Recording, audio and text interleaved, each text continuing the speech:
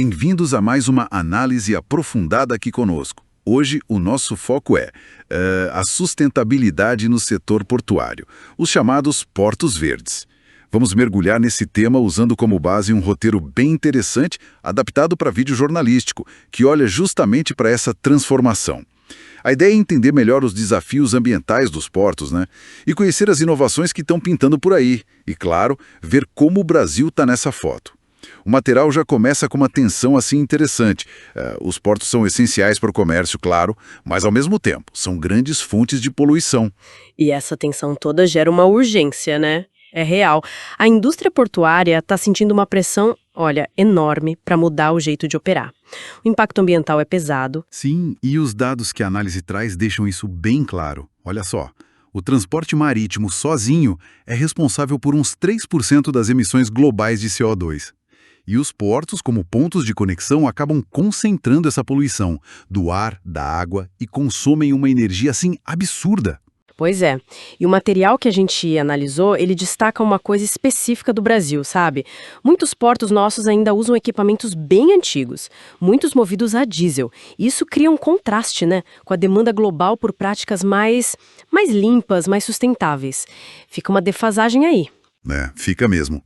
Mas nem tudo é só problema, né? A análise também mostra umas inovações globais bem legais. Por exemplo, lá no porto de Rotterdam, na Holanda, eles têm uma usina solar flutuante gigante.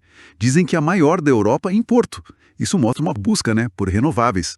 Exato. E tem a eletrificação também. Guindastes, empilhadeiras, aqueles veículos internos.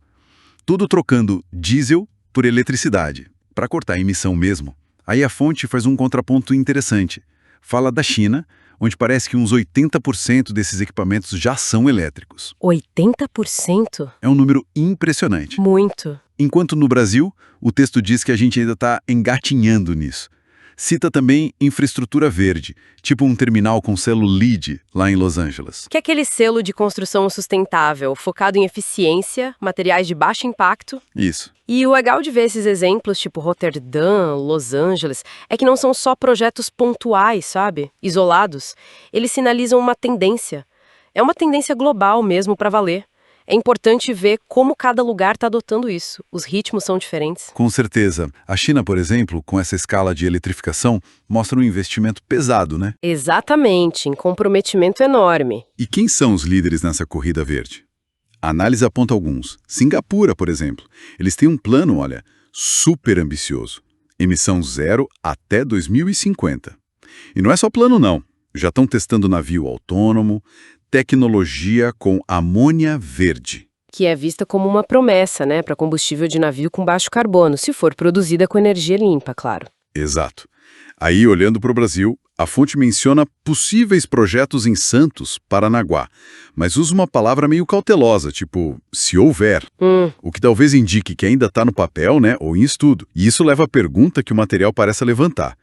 O Brasil está conseguindo pegar carona nessas boas práticas internacionais ou a gente corre o risco de ficar para trás nesse movimento? Essa é a pergunta de 1 milhão, né, que sai da sua análise. Quando a gente compara a ambição de Singapura com o nosso estágio atual, a gente percebe a distância, os desafios que a gente tem aqui são bem específicos. E é bom lembrar que essa história toda não é só sobre meio ambiente, né?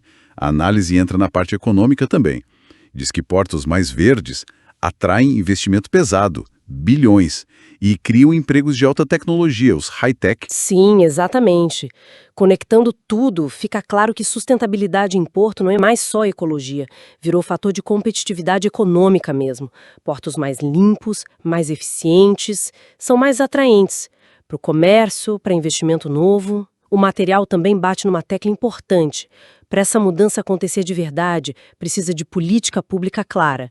E precisa de pressão da sociedade também, cobrança. Então, o recado principal que a gente tira dessa análise é: a tecnologia para ter porto sustentável já existe. Tá aí. O gargalo parece ser mais a velocidade, a escala com que isso é implementado. E aí entram questões de vontade política, investimento, essa pressão social que você falou. É isso.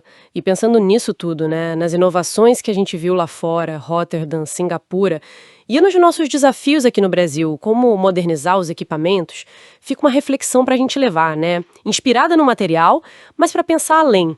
O que seria, assim, essencial? Quais os próximos passos críticos para o Brasil não só acelerar essa transição, mas quem sabe virar uma referência nisso? Fica aí para a gente pensar.